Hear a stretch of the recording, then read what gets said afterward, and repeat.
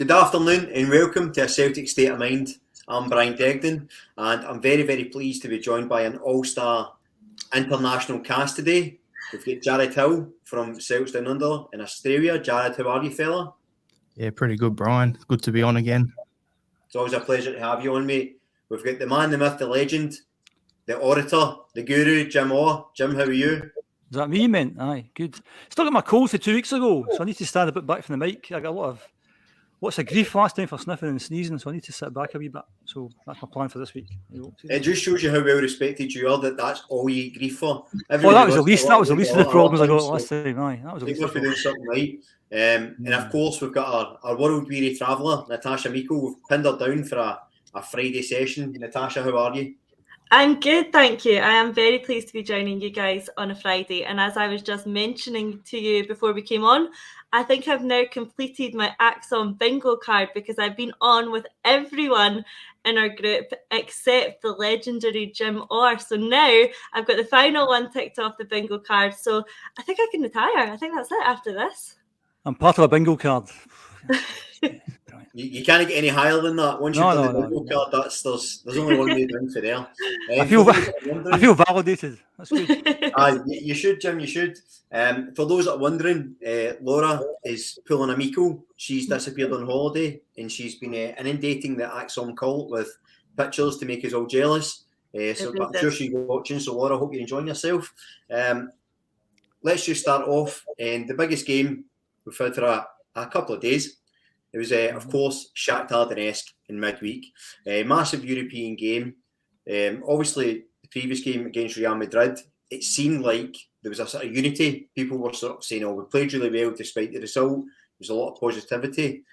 I get the sense that after Shakhtar, there wasn't quite the same unity. There seemed to be different opinions. Some people really disappointed. Some people, sort of defending the team. So I'm just going to go round the table and get some of your thoughts. So, Jim, we'll start with you. What was your sort of key takeaways from the Shakhtar Donetsk game? Surely ladies first, Brian, if you're hosting this. You have to... Listen, it's 2022, Jim, right? Absolutely, after you, Jim. I'm just around as a sees, and at the moment you're okay. Right next to me. That'd be nice. So I think we wanted a couple of teams in the group with a chance of beating, and I think Shakhtar fitted the bill nicely. I think from what we saw the other night.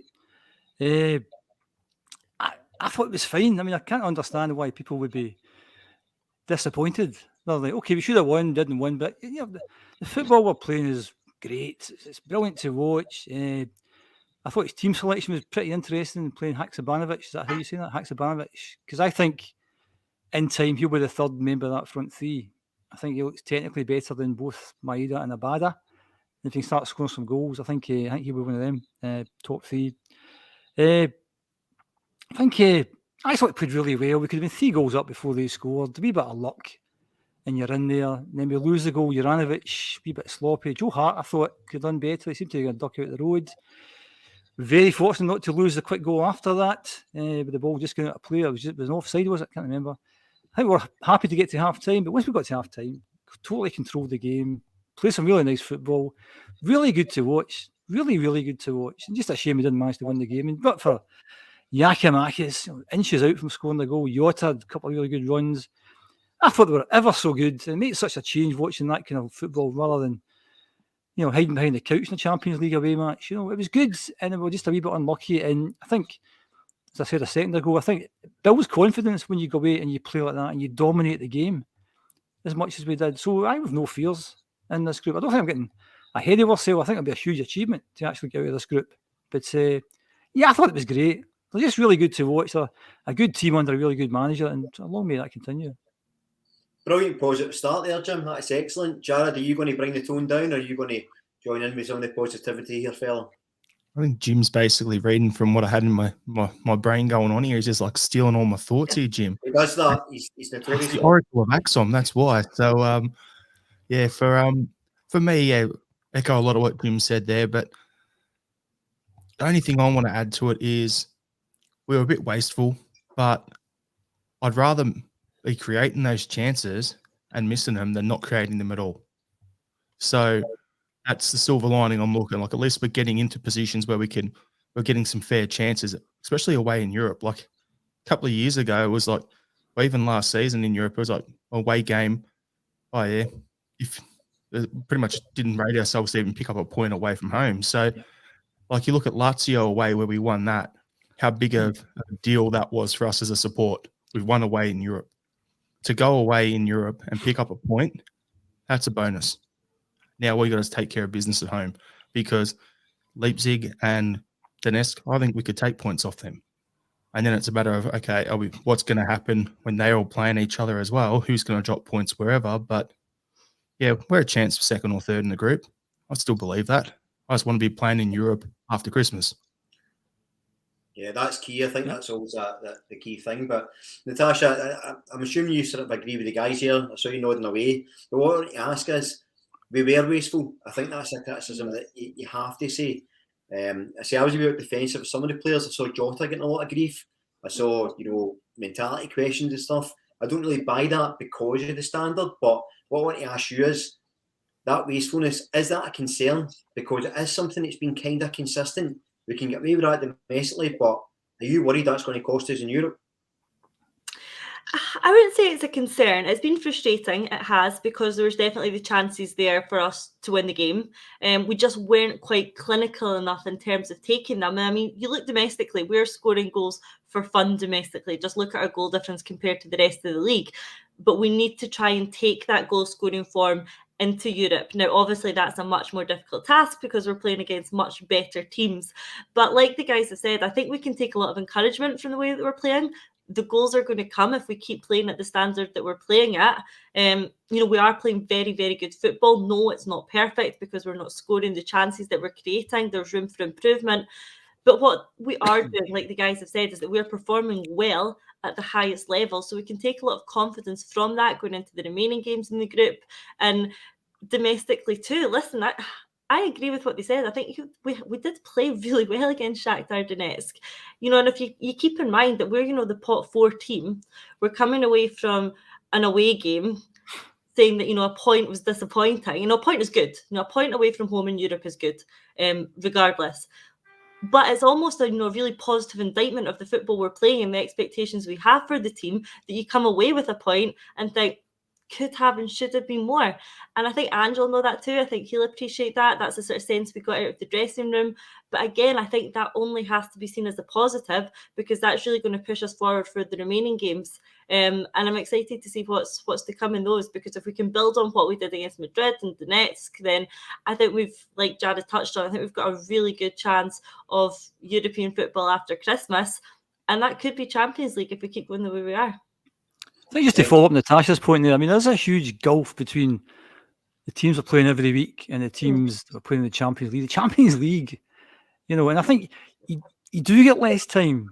You are closed down a wee bit fast. I mean, we can play in the Scottish League and, take loads of time over passes and take loads of times over chances and we'll get that time because the opposition isn't that clever. Whereas European games, because I've not been on since the Real Madrid game, but the chance Maeda had, the chance Maeda had in those games, if it's Scotland, they score them because they'll take an extra touch.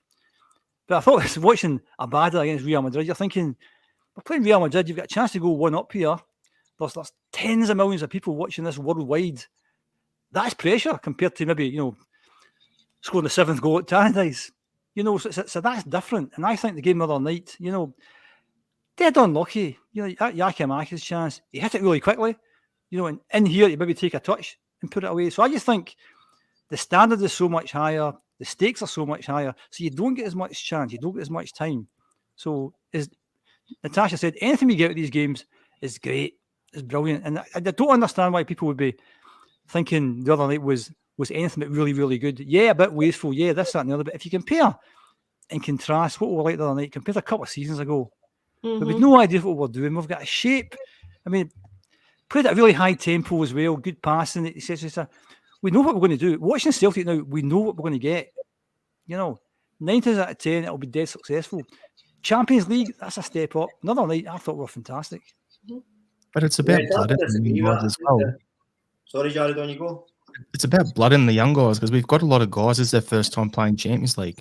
And as you're saying, Jim, they're good domestically, but it's that step up. It's like about learning the levels. Last year, Europa League was too much for this team. this year. We've won a league in the meantime, and now we're in the Champions League. We went toe-to-toe with Real Madrid for 55 minutes, and then we go away from home against Shakhtar, and look at what we've done. We picked up a point. We should have won the game. So it's about getting used to playing at that level, and eventually the game's going to slow down for the guys at Champions League level, where they're going to see the game and not be rushing. And once that happens, be a bit more clinical, and I think we'll see what we're seeing in the league transferring over to Europe. Now, whether that's in the Champions League after Christmas or in the Europa League, well, either way, it's experience. Their guys will get there. These 6 games are a learning moment for them. Yeah, I think also the fact, I mean, people have said that, can we compete at that level? Well, the other night we showed we can compete at that level. I mean, how good Shakhtar are, who knows? But it took 4 of Leipzig, so that's a good result. Can't be that bad. So I think we're competing. We weren't expected to compete with Real Madrid because there was some comments were just ridiculous after the game. This is a reality check. It's only a reality check if you do something that you're not expected to do. If you get gubbed by the best team in Europe, that's not a reality check. That's just life. And as you said, Jared, 55 minutes, toe-to-toe, head-to-head, all those other cliches, bite your hand off for a point, all that stuff. You know, I thought it was fantastic. As you said, up to 55 minutes. Once they scored, it was a kind of, the bubble got burst, you know, and we get tired really quickly after that. But it has to be a really good team to compete with them toe-to-toe for 90 minutes. The other night was a good example. We went to a tough place, got a point with a better team, dominated the game. I think we can compete at this level, yeah. Very encouraging. Celtic follower comes in, says Sunday would be a good day to get Abelgard, don't know if I've butchered that name, Big Ollie, Ollie, we know who we're talking about, and Bernabei at some time. We're going to come to that later on. We're going to discuss some of the players and some of the rotation. Just based on what you've said there, then, it seems like the expectations have almost skyrocketed. Because for me, Natasha touched on something. She said, we're playing away from home in Europe. It's not just Europe, it's the Champions League. And we're dominating games, or dominating that game. So I think expectations through the roof. Do we think that's something that could go back to haunt us? Because I feel like this idea of expectation, if we play, say, Leipzig at home and draw, then the fans start to get negative or a bit more insular, or a bit sort of, I'd be getting carried away is basically what I'm asking. Jared, you first. Yeah, I think expectation is a little higher than probably should be, because let's be honest, when was the last time we were in the Champions League? Second year under Brendan Rodgers. So since then, it's been Europa League a couple of times. And yeah, it's a big step up, young team, as I said. And I think sometimes you've got to lower your eyes and expecting we're a pot 4 team, as Natasha said. So for me, it's not really realistically going off the pots and the, you know, all the rankings that we should be the team coming last. The fact that we're in 3rd at the moment and we're still a chance to potentially be 2nd or 3rd in the group, like, that's a step in the right direction. For me, get through European football after Christmas and win the knockout phase, that's a successful season in Europe for me, whether that's in Champions League or the Europa League, because we haven't won a knockout phase game after Christmas since, 2004? So that's progress. So we've got to go baby step. We can't be expecting to go in and, win the Champions League this season. Come on, be realistic.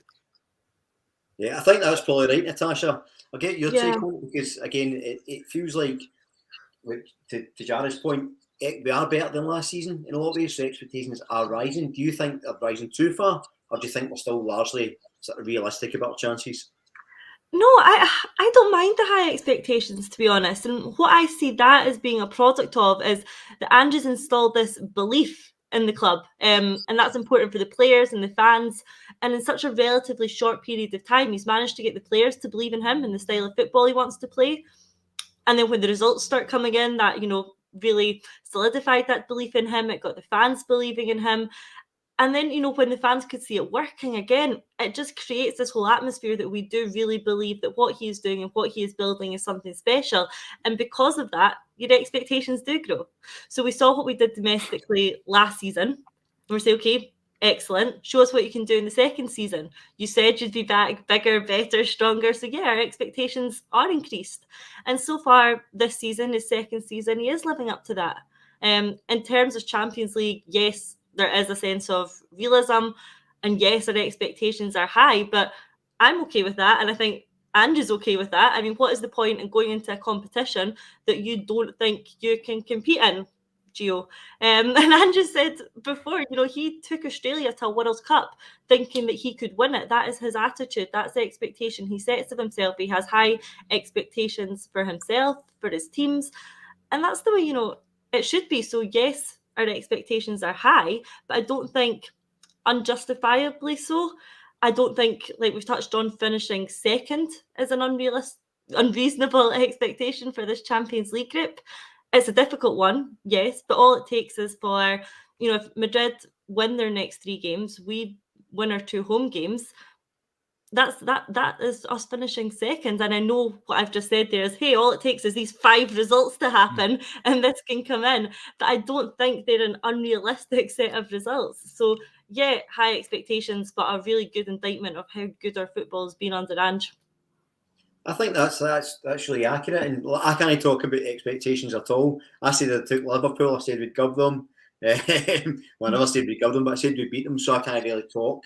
Jim was on that podcast with me. Jim, one of the exciting things about Ange's, Natasha touched on, apart from the football we're playing, to play that football, you need good players, and we've got some fantastic players in. And I feel like there's a connection with the players, unlike we've not had for quite a while. A lot of them always have that sort of cult status where you sort of, they're almost heroic in a lot of ways. Who for you stood out sort of so far this season, whether they've been new in or if they've been in here last year, have they improved and where do you see that improvement? I think before answering that point, Brian, you can speak as much as you want, pal. It's all right. You just speak. It's fine. In terms of expectations, I mean, I think you set your expectations at the start of the season. I don't think your expectations really should change from game to game. And I think the club at Celtic, at the start of the season, you expect to win the league and expect to have European football after Christmas. That's the expectation. How you go about that, who knows? But, that's the expectations. And I think we've made a good start to the league and we've made a decent start to Europe. I think you can only start to think about things maybe after the first set of fixtures in the league and maybe after the halfway point in the Champions League. You can sit and maybe reassess your expectations. But those are for me, those are the core expectations. Europe after Christmas and whatever competition it's going to be. It'd be great if it's the Champions League. It'd be great if we took a scalp in there somewhere. But in terms of expectation, that's how I go. In terms of the players this season, you're right. They've all been very good. They're a dead likeable team. They're a likeable bunch of guys. There's nobody in the team you think, oh, I don't like this guy, I don't like that guy. And that's down to Ange. I think in terms of he's bought those kind of players, obviously, that fit into that kind of system.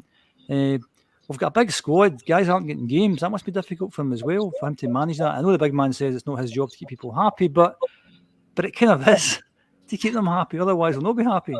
But there does seem to be a kind of good bond amongst the team. In terms of standouts, I think Jota and Hatate are the 2 guys for me that kind of make things happen. And we've scored tons of goals, and they're behind it. Abada as well has been quite clinical. I think at times he's maybe not been that involved in games, but the number of goals he scored has been phenomenal. McGregor just keeps things ticking along. Taylor's been brilliant. He's the kind of whipping boy for me this season. The defence haven't lost many goals. It's all good. It's all good. Let's just keep it going. I think the big test will be when we lose a game, or we drop points domestically, or we go behind in a game and whatever. So when things are okay, it's kind of everything's great. But we haven't had a wee setback yet, and we will have a wee setback at some point in time. And we played Real Madrid. I was just hoping we'd play well and not get a doing. And although we lost 3-0, we actually did play well. The other night, great as well. So all the league games pretty much perfect. So there's been no setbacks yet. So once we get a wee setback, let's see how they react to that. But in terms of answering the question, they've all been great. And they're just a dead likeable team. They're such a likeable team, and he's such a likeable manager. And again, I'm going to say long may that continue. That's what I said 10 minutes ago when you asked me the other question. Because it's great. Let's just keep it going. It's a fantastic time to be a Celtic fan. Yes. Urban Culture comes in. We will beat Donetsk at home. European football after Christmas is within our grasp. I think we're all kind of in agreement with that, Urban. Before I come to you, Jared, Natasha, you were on your head vehemently to Taylor. Who's improved dramatically. Give us your thoughts on him. Yeah, I've been saying this all season, to be honest, on social media, and I'm getting more and more agreement as the season goes on. But there is really a strong argument for Greg Taylor being our player of the year so far. I know that sounds very bold to be saying at this time of the season. But on the basis of the games, You're in Brian territory now, watching Natasha. Dangerous game, Natasha. Just because you're on a Friday, don't let me rub off. Yeah. I caveated it with so far. Okay. So far. Okay. In the games, I think he's been excellent, and he just keeps getting better and better. I'll hold my hands up and go back a year or so ago. You know, I'm agreeing. I don't know if Taylor is good enough for Celtic. I don't know if he's the quality that we need in our team. And then last season, he proved, yes, he was good enough. He had some outstanding performances in some of the bigger domestic games. And then the conversation starts to turn to, well, he's not going to be good enough for Europe, though. He's not going to make that step up to European football. And then over the last couple of games, again, he's like, well, yes, I can, and I can play well. And I thought he was one of our top performers against Donetsk, if not our top performer. I thought he was absolutely excellent. So I think he's probably one that's overlooked. But he is very reliable, very consistent so far, and offering a really solid option at left back. I don't particularly know where that leaves Bernabei at the moment, but I don't see him getting that shirt off Greg Taylor anytime soon, because yes, as much as your Jotas and your Kyogos and your Maedas and Abadas are creating the magic up the top with players like O'Reilly and Hatate, and the football they play is the stuff that gets us out of our seats and gets us excited. What Greg Taylor is doing at the back can't be underestimated either. Yeah, it's a credit to both Ange's coaching and the player, because he's almost like a Ralston 2.0 in terms of that resurgence. And I think one of the things we've consistently said, we've always sort of, well, not all of us, but most Celtic fans would have said he's probably not the first choice, but we like his attitude. Whereas now I think he is the first choice, and I think, that's partly him, partly Ange. And just the level of consistency has been excellent. Speaking of consistency, Jared, Mr. Consistently, top man from Oz. What players for you have stood out so far this season, and who do you think has been the most improved if it's not Taylor? Oh, that's a nice little caveat there. If it's not Taylor, kind of hard because, I'd probably say the guy that has impressed me the most, is going to sound really strange, would be Kalmak, because not only is he still playing in the number 6, but he's pushing forward now when we're bringing guys on. So it's good to see him still being able to do that. But just something Natasha was saying before about Taylor, and I want to tie that in, is Ange has done a great job with the development there. You're seeing it in the comments and as well. But I think we talk about it on our podcast all the time. It's a squad game. And the fact that he's got Bernabei nipping at his heels now and has been signed behind him or to challenge him for that spot reminds me of the best we ever got of James Forrest back in the day was when he had Kieran Tierney in front of him, and those two were battling for that right position under Rodgers. So, Forrest with Paddy Roberts, sorry, not Tierney. And the reason Taylor cops it with stunned silence there. A few years ago, that's what I was going to say about Taylor. That's why I brought Tierney into it. People were comparing him to Tierney and saying he's not up to it. So it's good to see that is no longer part of the narrative. But made sense of it eventually. But yeah, I'd say Jack and Macus, I think, has been great for us whenever we've seen him out there as well. He gives us something that we need, that physical presence. Yes, he still presses and works hard, but I think he'd be another one that stepped it up for me. Well, everybody knows I go to bed wearing Matt O'Reilly pyjamas, so he for me is you do know. Player, but I just think that there's been a few. One of the guys I'm really impressed by so far is Jens.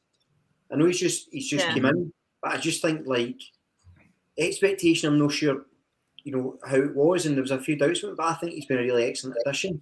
Maeda at 67 comes in. I think Starfelt will struggle to displace Big Jens. I think that's right. Just Jim and I had a discussion with us, so I'll go back to Jim in a sec on the sort of Jens versus Starfelt. I just think the dynamic between, because you've got to assume CCV is your number one starter, right? He's your sort of spine of the team. It's like him, Kalmak, Hart. They're almost guaranteed starters. So it's a question of who's going to partner them, and I think they've all got different qualities. For me, Jens has almost got a little bit of them all. So Jim, we did a discussion about it before. How are you feeling about it? Do you think Starfelt's going to struggle to get back in? I think Starfelt's been unlucky this season. It's a bit of a stop-start season for him. I think Ange would like Starfelt and CCV, and until Starfelt does something to get him out of the team, I think that'll be his back too. I think Jens has done well. I think what's been good about this season is the test is Europe. You know, for most of the games in the SPFL, you can stroll through the games. They'll be tested in Europe, and I thought Starfelt started, didn't he, against Madrid, didn't he? He did. Yeah, he did, didn't he? He got injured. Was that Rangers game? I don't know. Injured against Rangers, came off. Was it? Okay. So Jens played well against Real Madrid. Did well the other night. So yeah, he's been good. But I still think the Starfelt combination, and I think people tend to think that Starfelt's got a mistake in him, and that clouds their view a wee bit. But I think if everyone's fit, I think the big man will go with Starfelt and CCV.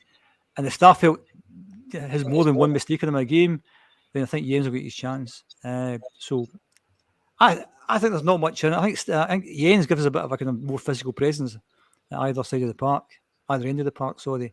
And he's done nothing to let us down so far and chipped in a few goals. So it's a good issue to have in terms of the two. I think they're two decent players. I think Starfelt got a bad rap at the start. And I think football fans, once you decide somebody's rubbish, no matter what he does, he's still rubbish. You know, and I think there's a lot of that with Starfelt, that no, he's just. Yeah, but I think last year, in terms of how few goals we lost last year, I think that's his back to, unless Starfelt does something really bad. And it's unfortunate for him. I don't know how bad the injury is, how long he's going to be out for, but I suppose it gives Jens a chance to try and change Ange's mind. The thing about it is, you mentioned there the difference between the SPFL and Europe. So we'll come to the SPFL now. We've got St Mirren. We're back domestic action, as the tagline says. I think we've all been chomping at the bit to get back to domestic action.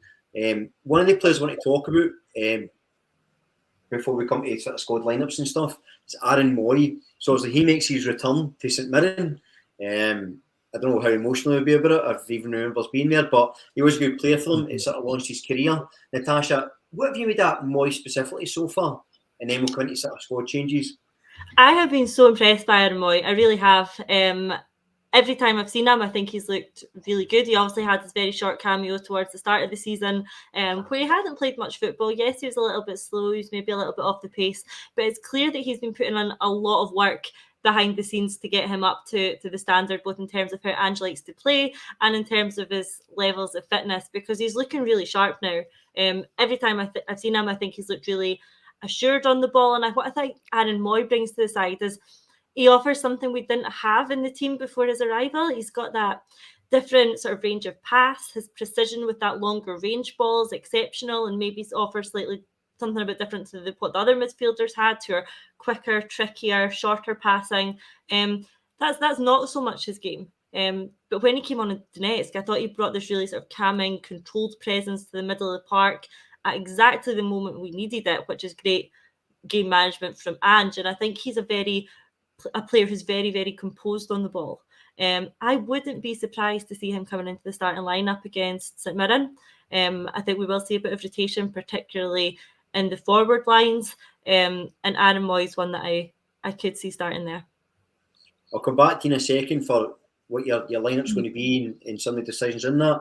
Jared, you maybe saw a bit more of Aaron Mooy than most of us. I think the consensus seemed to be he's a kind of no-risk signing, but what is he actually going to bring? I happen to agree with Natasha. I think anytime he's appeared, he's looked calm, composed, relaxed, brought a bit of a measurement to proceedings, much like Jim Law brings to Acsom. I think he's been tumbleweed. That's a compliment. That's compliment, Jim. That's good. That's very calm and measured. Yeah. I'm like, who are you again? I just say mad things and get excited. Who are you again?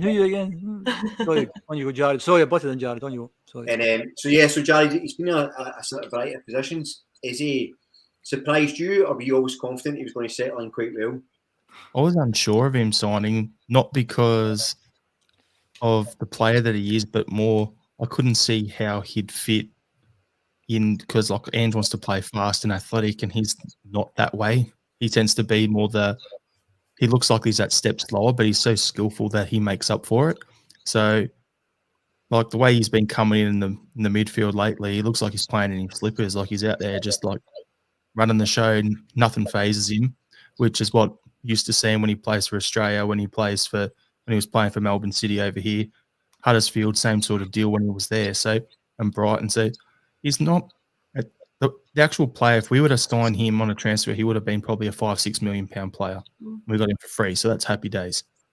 But my concern was, how was he going to fit in? And I had the exact same feeling about Joe Hart last year. So I've been proven that my gut feeling was wrong on both of them, and I'm happily eat that humble pie.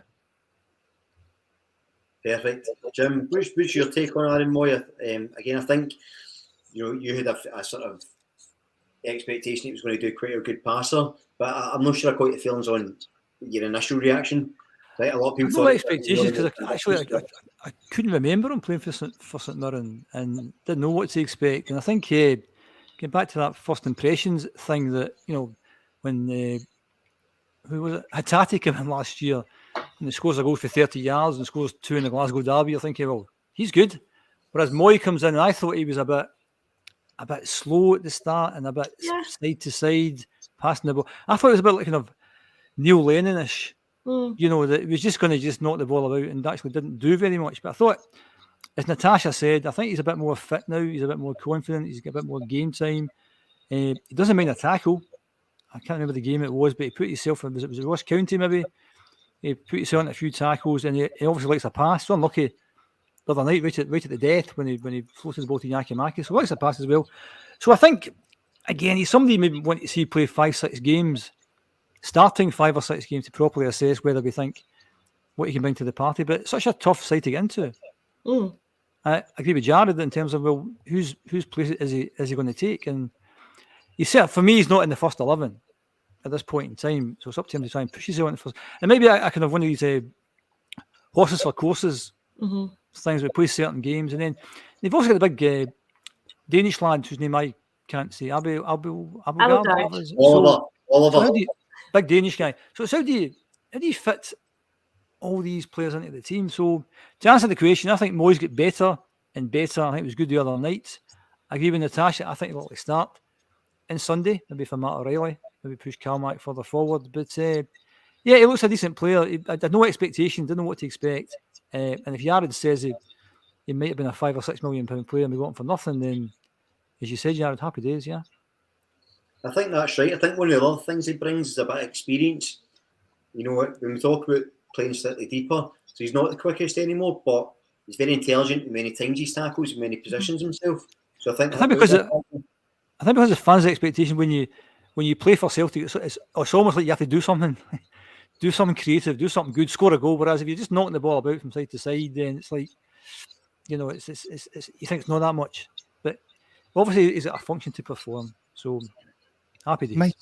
Makes sense as well, though, bringing him in, because we lost the amount of experience we lost with Bitton and Rogic moving on from the midfield as well. You've got a lot of young guys like Hatate's played less than 100 first-team football games. Same with O'Reilly. So you got those guys in there. You need to put some experience into the mix as well. So bringing Mooy in for that reason makes sense. It's a good call, Jared. Yeah, I think having lost Bito and then somebody like that, fair enough, yeah.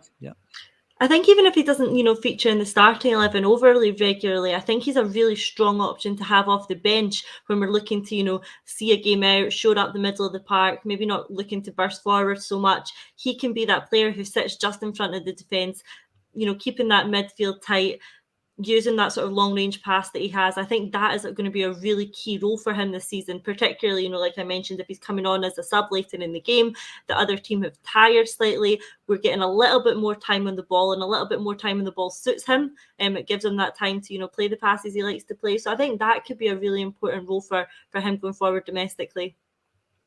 Which is what James McCarthy would do, isn't it? Hopefully that was James McCarthy's job, wasn't it? Yeah, he's doing what we expected James McCarthy to come in and do. Yeah. It's good. One of the good things you mentioned there, Natasha, is that, options off the bench. Our bench is looking really strong just now.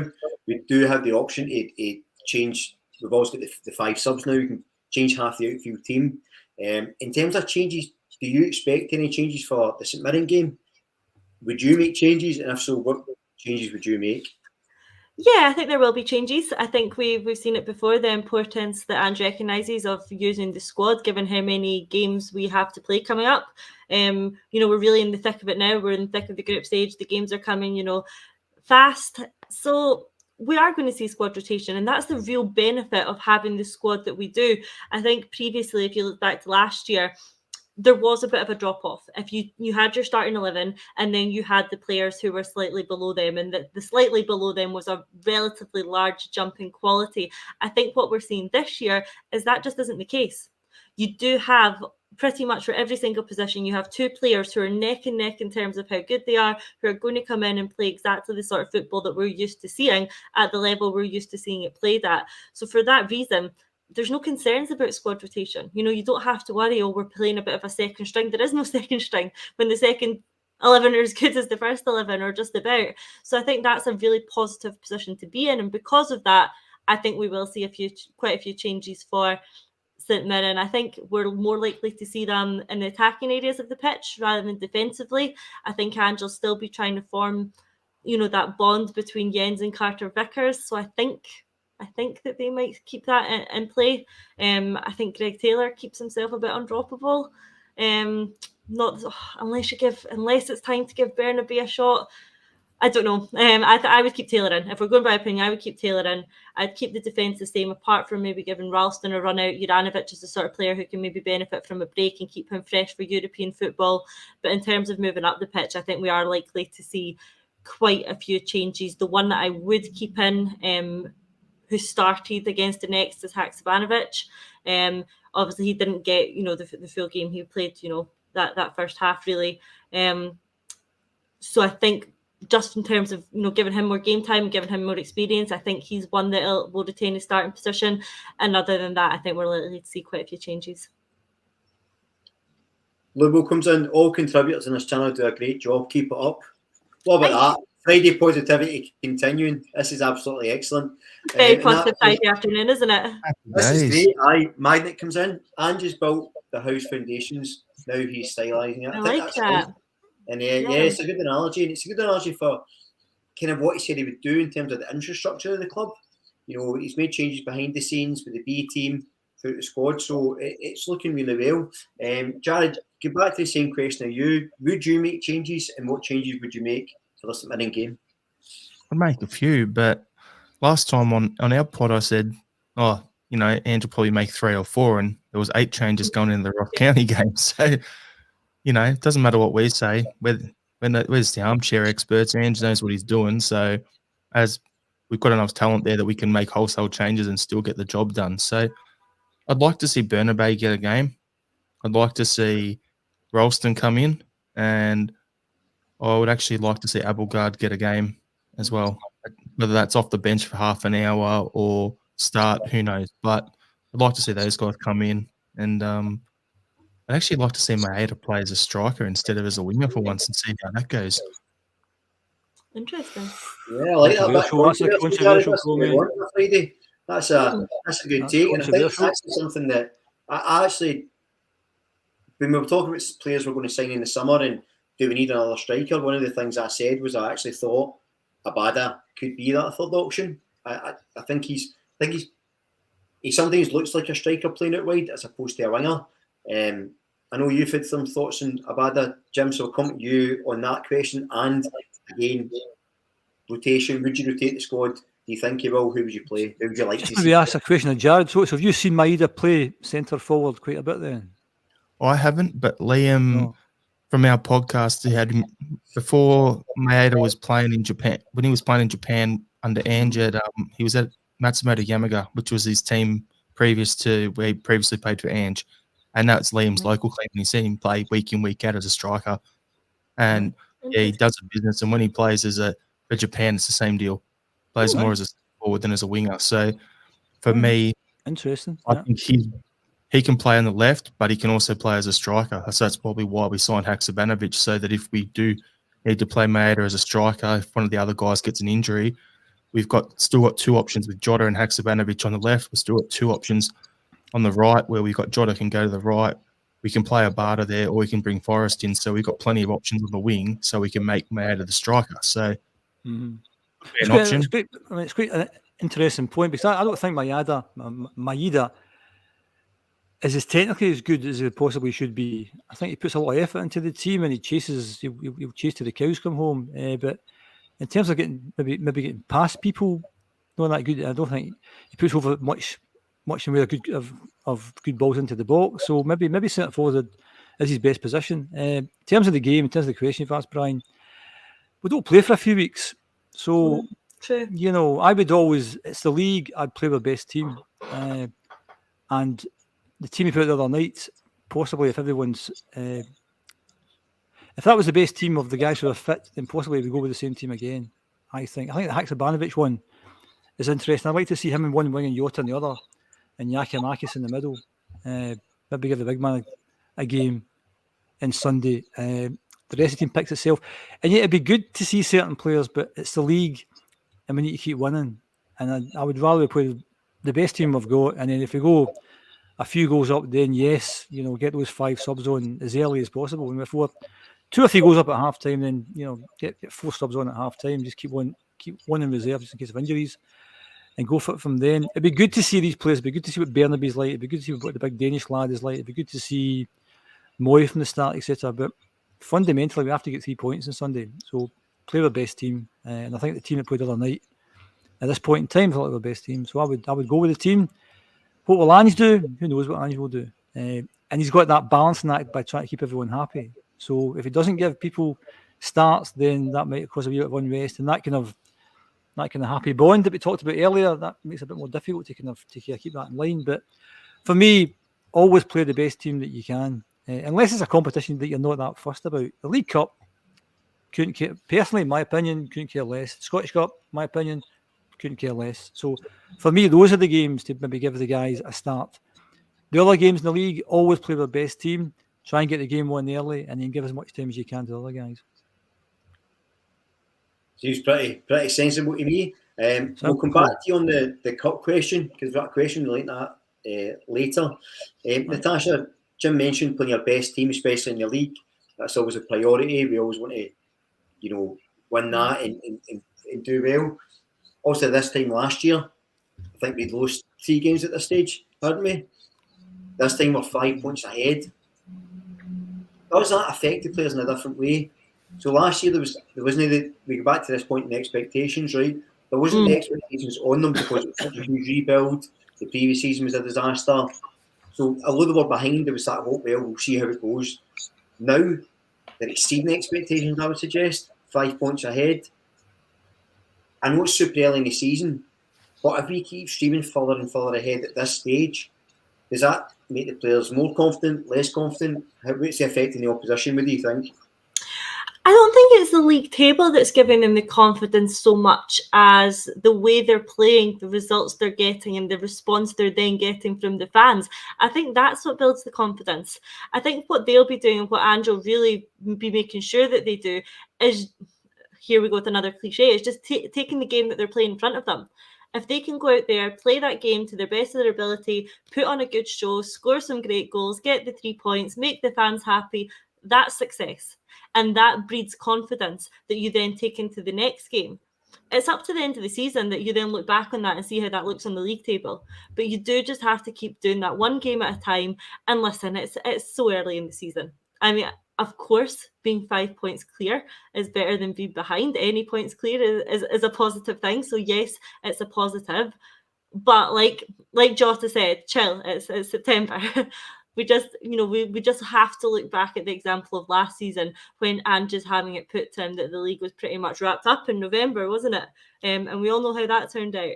So yes, it's good to be ahead, but I think the most important thing at this stage of the season is the performance and the way that we're playing football. If we were 5 points ahead, but we were scraping 1-0s and 2-1s, and I wasn't liking the way we were playing football, that 5 points ahead wouldn't mean as much as it does now. What is important now is the fact that I'm looking at us and I'm looking at the way we're playing football and I'm looking at the way we're absolutely steamrolling teams domestically. That's what gives me confidence for the remainder of the season rather than the way that the table's sitting in September. So as long as we can keep that level of performance up, which it shows that there is absolutely no signs of stopping it, then yeah, that's what makes me confident. Jared, for you, obviously you've saw some of those teams in the past. When his second season, it seems to be the steamroll effect where they keep getting better and better and better. Has there ever been signs where they've got overconfident, where it's fell apart a bit? Do you see any signs of that, or do you think it's going to be a continuous path moving forward for us? We call it the second season syndrome with Ange. Like, you think first year's decent, second year they just go to another level, and it just builds and builds and builds. And like, he's set an Australian all sports record for most consecutive wins in his league competition over here at Brisbane Roar when they won 36, undefeated. So they were undefeated for 36 games, and they won the League Cup double in that year.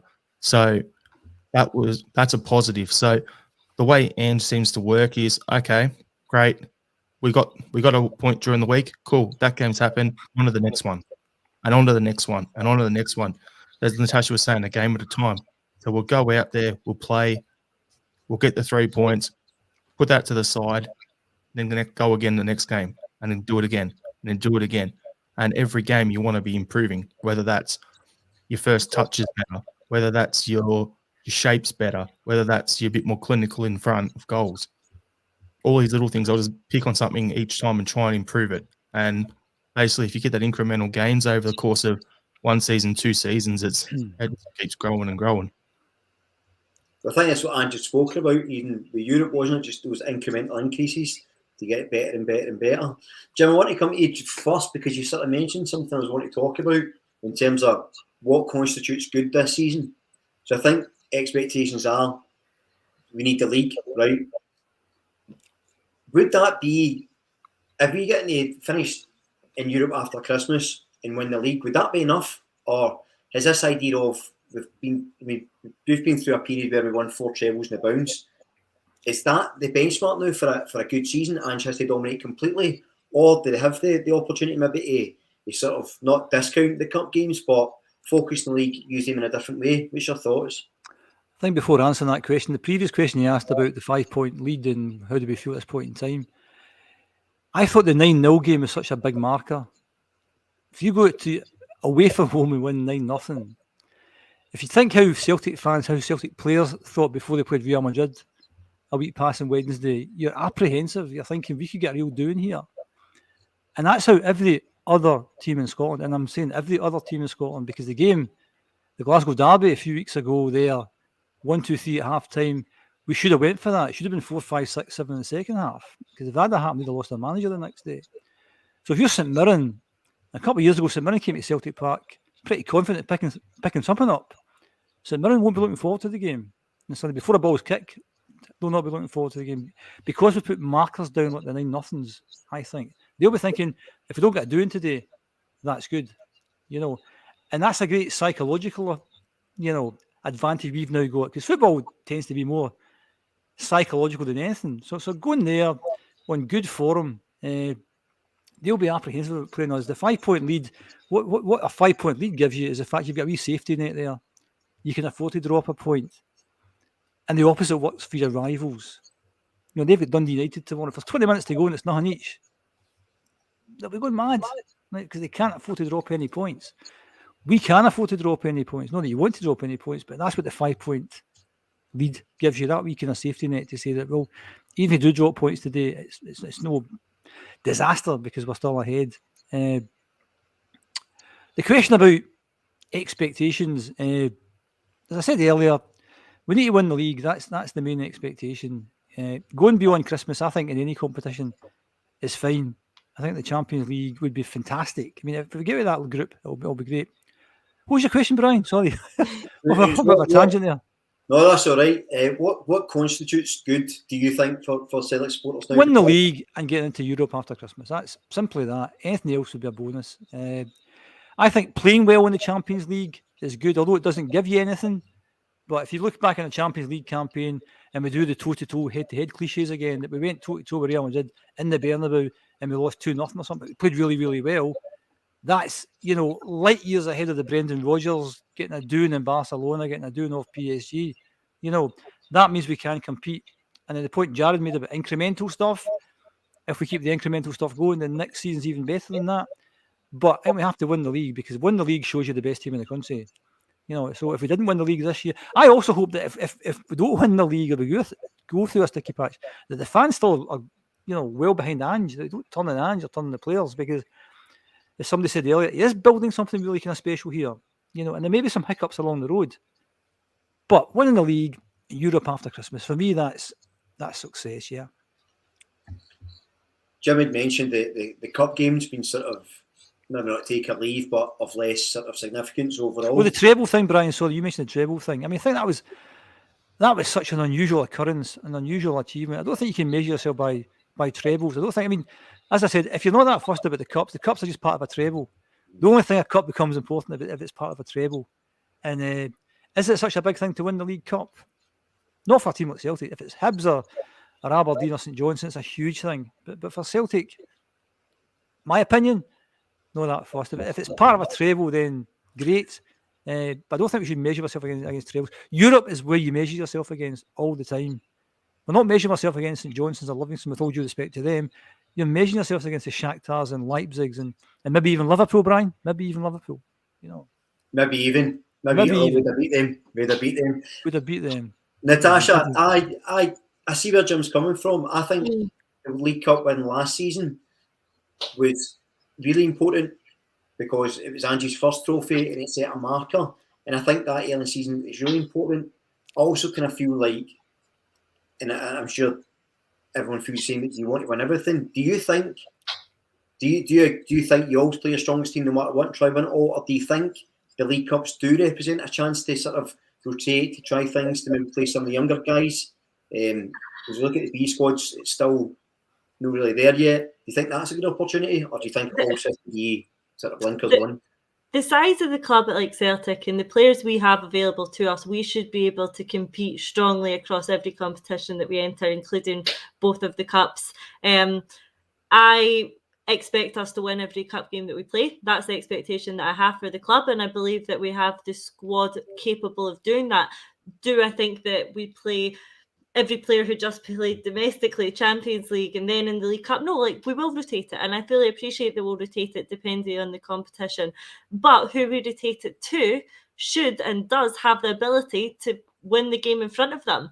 We talked on the show last week about the second 11, if you like. We used the Celtic's last starting lineup, and then we compared that against another 11 that could have stepped into their position. And every player that could have stepped in, I believe, would be capable of challenging for the league title, if not winning it. And that's talking about a second 11, if you like. And I know we don't really have that with the squad that we do. So if we do have that available to us, then they should certainly be capable of going on and winning both cups, regardless of squad rotation. For me personally, and I know this isn't quite what Jim was saying, I want us and expect us to go out and try and win every single competition that we're playing in. Does the cup bear less importance to me? It just bears a different importance, to be honest. I want us to win all of them. I don't think that's unrealistic. I don't think it. Well, I think I would want and expect to win. Yeah, every game that they play in, and I think the Ross County game backs you up there, that you can make 8 changes. Yeah, and you've still got enough. But if we get knocked out the cup, what I'm saying, in my opinion, I'm not that fussed. You want to win it, you expect to win it, but it's no big deal, in my opinion. It would be a big deal to me. I think if we went and got knocked out the cup, I would be disappointed. Not as disappointed as I would at dropping, 6 points in our next couple of domestic league games, but it would still be a big deal to me, and I think it would be a big deal to Ange. I think he's very much a winner. He doesn't like losing. He would treat it as a big deal, but I do get what Jim is saying, and that it isn't as important as perhaps Champions League or the league. But I think my expectations are high enough that we should be doing it all. Jared, we've got a question coming in from one of the commentators for you, but just before we get to that, just to finish off, Natasha, do you think most of the B team, and I say I'm not sure that it's quite working out now, do you think you'd be happy to see some of the younger guys come into the squad for League Cup games, or do you think that would be unfair in case the result went against them? Because say you made 8 changes just now with this squad, you're fine, right? But if you make 8 changes and you put maybe 4 youth players in there and it goes wrong, they're going to get the blame probably. So how do you see that? We just need to be careful with their development, and I'm sure that is a well-worked plan between Ange, O'Day and McManus. We do know that there's now a stronger link between the B team and the first team to create a clearer pathway. So they'll know between them which players are ready to step up and when. I wouldn't be throwing any of them into a League Cup game if they weren't ready for it. I don't think that their own managers and McManus and O'Day would do that to them either. But if there's some of them starting to show signs that they are on the brink of breaking into the first team squad and being part of that squad, then yeah, I probably do recognise the cup games as an opportunity for them to perhaps have some minutes off the bench and come into, if we are trying to get them into the first team squad and playing at the first team football level, they are eventually going to have to break into that team. And that's probably more of an opportunity to do it. Looking at the B team at the moment, who those players are likely to be, I'm not quite as clear on that at the moment. We've certainly been hearing good things about Vata. We've been hearing good things about Lowell. We know that those sort of players, Johnny Kenny as well, trained with the first team during pre-season. So they're the sort of names that I would start to perhaps expect to see maybe on the bench in some of the cup games as they look to break into the first team squad. I don't think any of them would be put straight into any starting lineup. No, I think that's pretty fair. Strangelove the Doctor, or How I Learned to Love Acsom, the man with one of the best handles available at the moment, and a regular contributor, comes in to say, Jared, could you explain the limitations in the Australian League for clubs? Is it more of a level? It's more of a level playing field, isn't it? Jared, over to you, fella. Can you elaborate? Yeah, it is. So basically, they've got, I've just looked it up. There's a salary cap for the league. So every team can spend a maximum of 2.6 million Australian dollars on their squad of 25 players. Now, they have a minimum spend 90% of that. So they've got to spend at least, is it like 2.25 million or something like that is the minimum that all the clubs in the league have to spend for their players. So that's the base level. Then that's where Central Coast Mariners tend to spend. Then you have your marquees on top of that. So you can have two marquee players. So when Ange was in the league back at Brisbane, there was one Australian marquee, one international marquee. So you get paid outside of the salary cap. So you'd have 23 players getting paid within the salary cap, then you'd have two players outside of the salary cap. You could spend whatever you wanted on them. So like Melbourne Victory, my local team here, they had Keisuke Honda play for them a few years back. And I've never seen so many Japanese people at a football stadium in my life coming in just because he's here and he's just such a quality player. And he was getting paid outside the cap. I think he was earning about $3 million a season. So he was earning more than the whole squad on his own. So that shows the levels you get of it. Now, what they've brought in this season is a designated player on top of the marquees. So you're allowed like a certain player that's 1.2 million is contributed by the overall league to the club to pay on top of it. So again, my local club, Melbourne Victory, they've gone and signed Nani, the guy who was formerly at Man United and all that stuff. So we've got him down here for this upcoming season. So you've got them. And then the last thing as a restriction is if you're 25-man squad, you're only allowed 5 international players who aren't Australian or New Zealanders.